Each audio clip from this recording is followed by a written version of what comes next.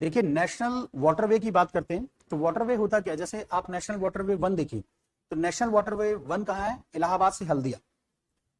इलाहाबाद से अगर हल्दिया जाना है या किसी कार्गो को ही ट्रांसपोर्टेशन करना है या लॉजिस्टिक को ट्रांसपोर्ट करना है तो वो बहुत ईजी हो जाता है।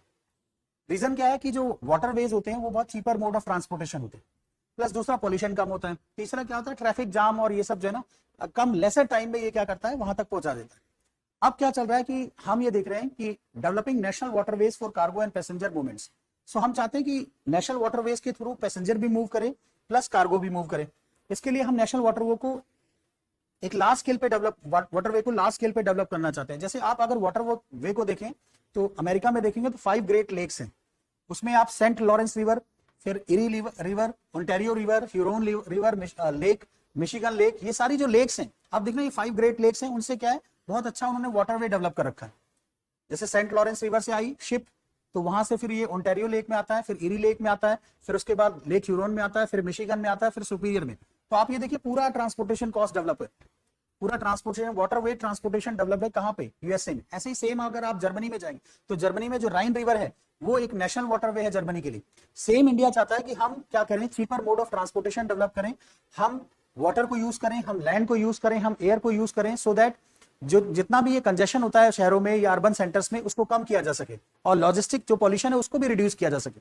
सेम ऐसे ही देखिए अभी India recorded 145 plus million tons of cargo movement through inland waterways in 2024 and 2025। हमने ये बोला कि 2047 तक इंडिया को एक डेवलप्ड कंट्री बना देना है। तो अब इसमें डेवलप्ड अगर हम चाहते हैं बनाना तो इसके लिए सबसे ज्यादा जरूरी है कि क्या डेवलप हो, हमारा वाटरवे भी डेवलप हो, ट्रांसपोर्टेशन सिस्टम डेवलप हो, एयर ट्रांसपोर्टेशन सिस्टम डेवलप हो, एयर कनेक्टिविटी हो, रिमोट एरिया में भी एयर कनेक्टिविटी नहीं तो चॉपर ही वहां जाना चाहिए।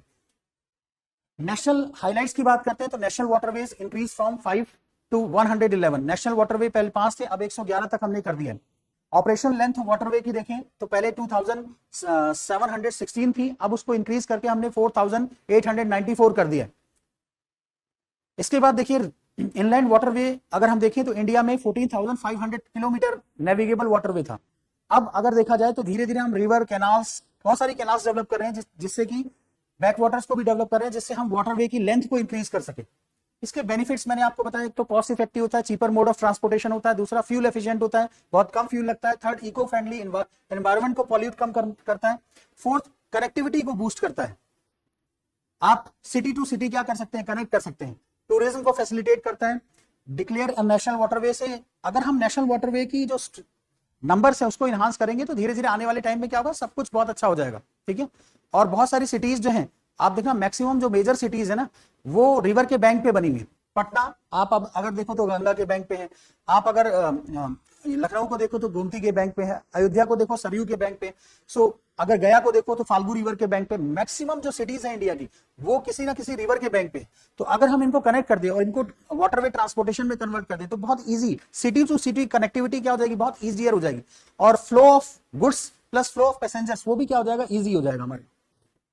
नेशनल ट्रांसपोर्ट पॉलिसी कमेटी बनी थी 1980 में, उसने क्या बोला उस टाइम पे मिनिमम लेंथ 50 किलोमीटर की बात की थी, नेविगेबल डेप्थ होनी चाहिए 1.5 मीटर, कम से कम इतना तो पानी होना चाहिए उसमें, चैनल की विड्थ 45 मीटर होनी चाहिए, उसने ये सजेशन दिया था, और must be navigable by mechanically propelled vessel, mechanically जो प्रोपेल्ड वेसल्स होते हैं उनसे भी उसको नेविगेट किया जा सके। सो ये उस कमेटी की रिकमेंडेशंस थी 1980 में।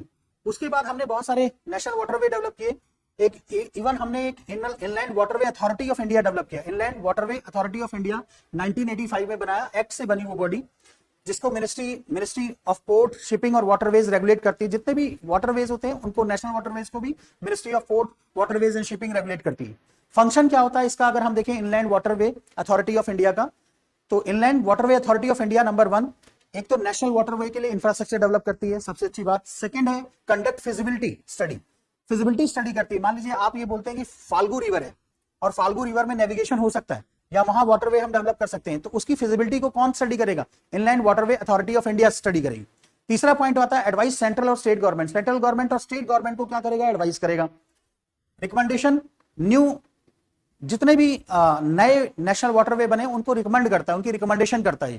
ठीक है, सो चैलेंजेस इन वाटरवे डेवलपमेंट की बात करते हैं। चैलेंजेस क्या है वाटरवे डेवलपमेंट में, नंबर 1 सीजनल वाटर वेरिएशंस होना चाहिए, इनसफिशिएंट इंफ्रास्ट्रक्चर एक्चुअली होता ही है हमारे यहाँ, आप कभी देखेंगे ना, जैसे इंडिया में ये प्रॉब्लम है, इसकी चैलेंज है नेशनल वाटरवे की। इंडिया में लीन सीजन होता है रिवर्स का और पीक सीजन होता है। जैसे अभी रेनफॉल शुरू होगा, रेनी सीजन आएगा, मानसून सीजन आएगा, तो वाटर में पानी रिवर्स में वाटर बहुत ज्यादा होगा, सो वॉल्यूम वाटर इनहांस हो जाता है, पीक सीजन आ जाता है।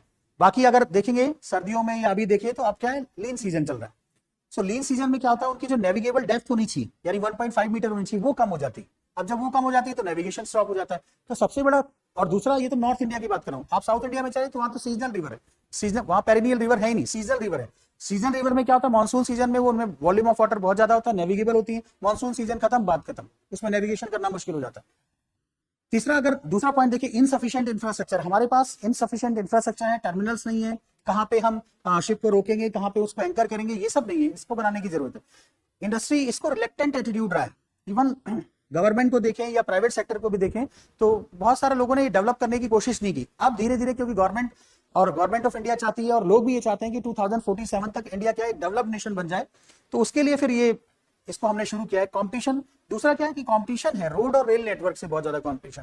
रोड नेटवर्क, रोड क्या है, डोर टू डोर है, आपके घर से आपको गाड़ी मिल जाएगी, लेकिन अगर मान लो आपको कहीं जाना है या नेशनल वाटरवे को यूज करना है तो आपको उस रिवर के पास जाना पड़ेगा, वहां से फिर, सो डोर टू डोर कनेक्टिविटी नहीं है, इसलिए भी लोग रिलेक्टेंट रहते हैं इसके लिए कि कहां कौन जाएगा नदी के पास। एंड रेल ट्रांसपोर्ट भी क्या करता है, एक इफेक्टिव ट्रांसपोर्टेशन सिस्टम देता है, तो कंपटीशन बहुत ज्यादा फेस करता है। बट फिर भी अगर वाटरवे को देखें तो that is much more attractive. जैसे मैं आपको एक सिंपल सी बात बताता हूं, जब हम छोटे थे तो सरयू नदी, उस तरफ जाना है तो सरयू नदी को क्रॉस करके जाते थे और बोट से जाते थे, और बहुत अच्छा अट्रैक्टिव, बच्चों को भी अट्रैक्टिव लगता है, टूरिस्ट भी रहते हैं, टूरिस्ट भी बहुत ज्यादा। आप देखिए सरयू नदी में जाइए, आप साबरमती रिवर में देखिए, वहां पे क्या किया है, बोटिंग का ही सिस्टम बना दिया है, इकोनॉमी को जनरेट कर रहे हैं, टूरिस्ट जाते हैं तो वहां ठीक है बोटिंग करते हैं, तो ये सब एक इकोनॉमी को भी जनरेट कर सकता है, इसको डेवलप करने की जरूरत है। देखिए इंडिया को डेवलप होना है तो रोड ट्रांसपोर्ट इफेक्टिवली डेवलप होना चाहिए, ठीक है, रेलवे ट्रांसपोर्ट इफेक्टिवली डेवलप होना चाहिए, प्लस तीसरा आता है आपका एयरवेज डेवलप होना चाहिए, फोर्थ आता है नेशनल वाटरवेज डेवलप होना चाहिए। वाटरवेज को इफेक्टिवली डेवलप करो, लेक्स है तो उनको डेवलप करो, जिससे कि हम क्या कर सके, एक cheaper mode of transportation provide कर सके पब्लिक को, एक alternative mode of transportation provide कर सके पब्लिक को, और एनवायरमेंट फ्रेंडली रहे, प्लस टूरिज्म को प्रमोट किया जा सके। तो इससे क्या होगा कि रेवेन्यू जनरेशन होगा, और रेवेन्यू जनरेशन के बाद स्टेट को भी बेनिफिट होगा।